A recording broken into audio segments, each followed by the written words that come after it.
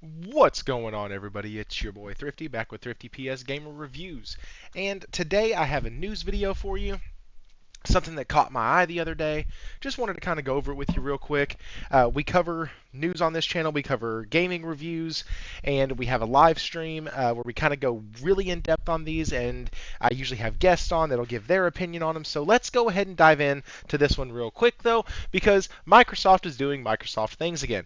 Microsoft pulls $1 Game Pass trial ahead of Call of Duty Black Ops 6 launch as it did for Starfield. Holy cow. Now, guys, this is from IGN. They are known, ridiculous people within the gaming journalist world. But we have to get our articles from somewhere. So here's where I got this one from. It's written by Wesley Yin Poole, and he says Microsoft has pulled its $1 for 14 days of Game Pass trial ahead of its next Call of Duty Black Ops 6 release date, mirroring a tactic it employed ahead of last year's launch of Bethesda's Starfield. Microsoft has now made the $1 introductory offer unavailable. It was previously available only to those who had subscribed to Game Pass or who hadn't subscribed to Game Pass before. Microsoft is clearly hoping to capitalize on the release of Black Ops 6 straight into the Game Pass as a day one title, and it seems likely that hundreds of thousands, if not millions of people would have used the $1 offer to blast through the campaign and perhaps dip into multiplayer and zombies had it been available. IGN has asked Microsoft for comment. The Game Pass tiers that include the release of Black Ops 6 are the $19.99 Game Pass Ultimate, or if you're on PC, the $11.99 a month PC Game Pass. The $14.99 a month Xbox Game Pass standard tier does not include day one releases, and so it will not include Black Ops 6. Holy cow. So let's talk about that real quick. There is more to the article, but let's go ahead and just dive into that real quick. Once again, guys, hit that like, subscribe if you haven't already. Microsoft has pulled that $1 deal. Guys, I fully remember people like myself saying that, hey, once they put Game Pass, or once they get Black Ops in Game Pass, or Call of Duty in Game Pass, or Activision Blizzard deals in Game Pass, the price was going to go up.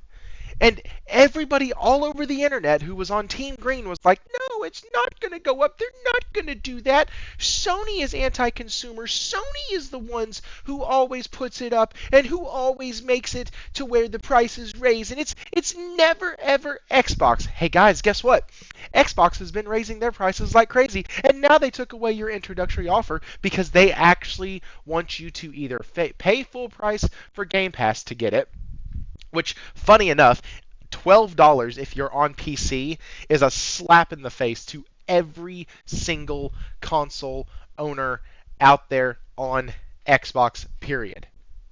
I have no doubt in my mind that there's going to be Xbox channels who try to spin this. This is not good.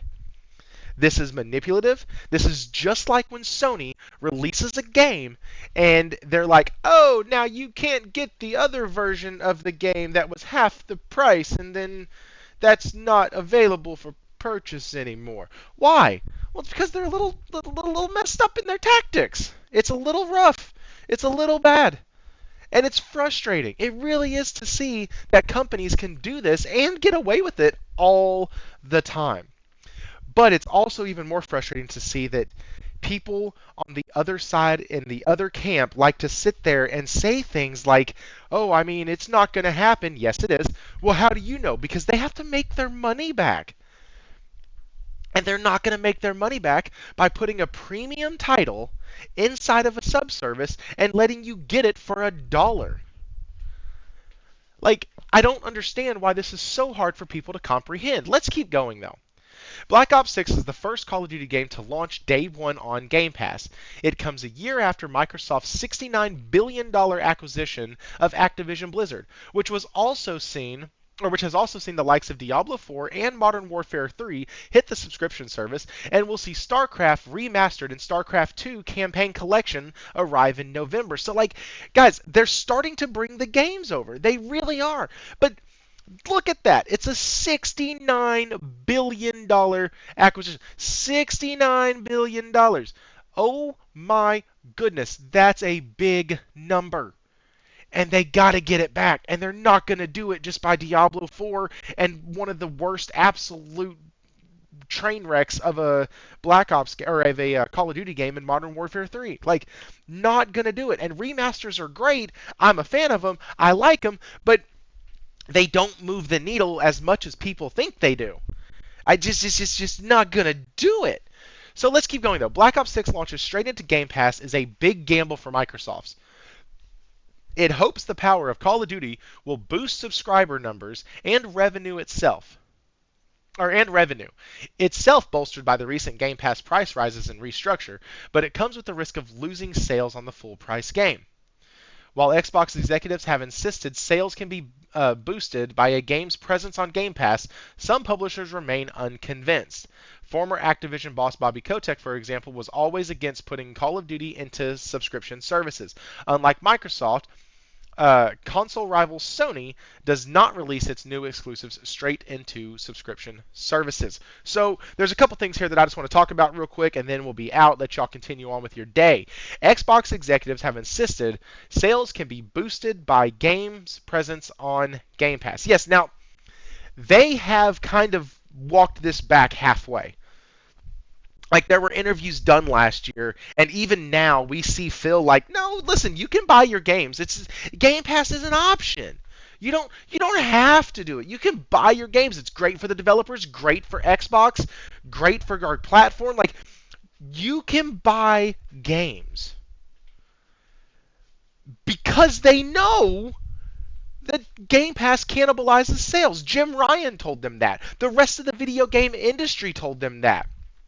Horizon Forbidden West probably lost a million plus in sales because it went into PS Plus a year after release. Like, that is not a understatement. That is directly from the devs. So, like, we understand that Game Pass and sub-services will hurt sales if done improperly. And honestly, the way they're doing it right now is totally jacked up. Like, they should not be offering these games free into the subservice. They just shouldn't. Not these. Like, these are console sellers. These are system sellers, system movers. These are titles that people purchase on a yearly basis, and you're saying to those people, hey, don't purchase them anymore. Just get them on Game Pass for $20. Well, that's great. What if it's a person like me that used to buy the Call of Duty games, play the campaign, and never touch them? I might dabble in zombies. I might play a few matches here and there, but I always got them for the campaign. I love the campaign in Black Ops 2 and in Ghost. Fantastic. But they are using this horribly wrong. And people can say, well, Thrifty, what do you know about video games and marketing? And if you're so good, why aren't you working for one of these companies? Guys, I use my two freaking eyeballs. That's it. Like Jez always says on the Grindhouse, like, I got a left eyeball and a right eyeball. I use both of those. I can look at this and go, yeah, their marketing sucks. But not only that, I can use their own numbers and talk about how their sales have been dwindling on their consoles, how Game Pass numbers have been stagnant, how they're not moving units, they're not selling video games, they're not releasing good product. Like, I can point to factual evidence to show that they are not handling this correctly at all. And so, continuing, and then we'll finish. In an IGN interview last year, Xbox boss Phil Spencer was asked how he'd handle his and Kotick's different ideologies after the deal to buy Activision Blizzard closed.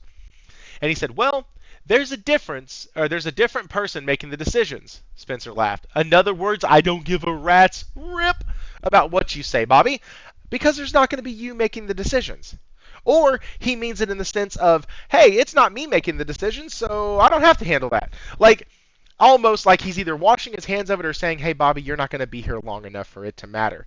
And then he says, we run a business. This has been Phil Spencer's mantra for the last 12 months. Like, we run a business. We run a business. We got to worry about the bottom line. We got to make money.